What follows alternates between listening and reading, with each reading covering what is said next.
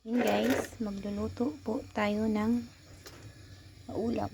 Meron po tayo ditong talong, pinatuyo ko lang siya kasi baka itim. Yan po ating ingredients. Binatil na itlog, harina, at saka breadcrumbs.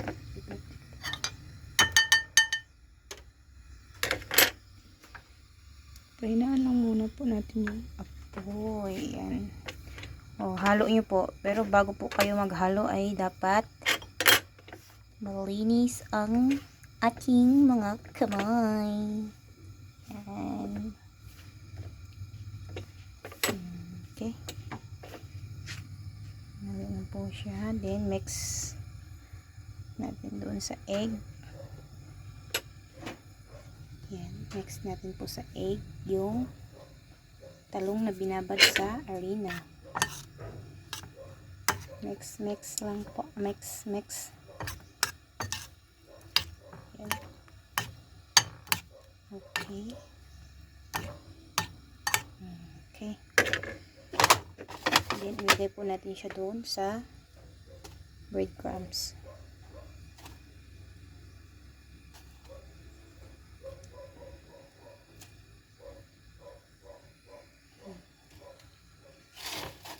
Mix din po natin bago natin iprito. Yan.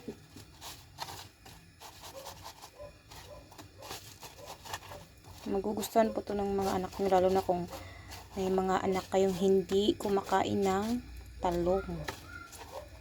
Ito ay masarap.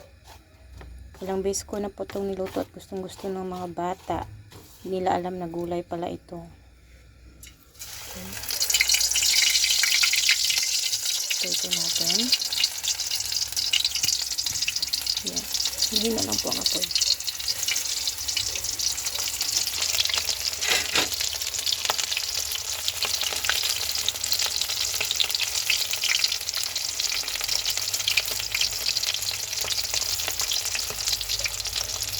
Pag golden brown na po, pwede nyo na po siyang ibaliktad. Baliktad pa more.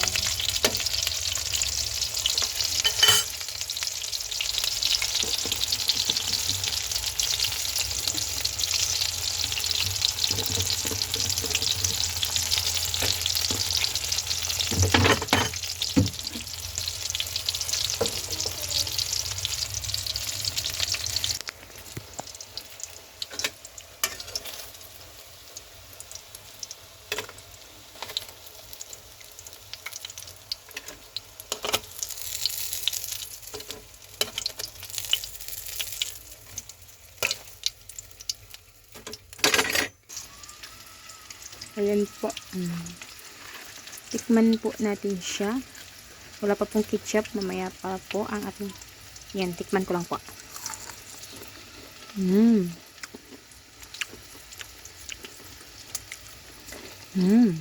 Crispy po siya, crispy. Ayan po siya. Luto na po. At may lulutuin po tayong iba.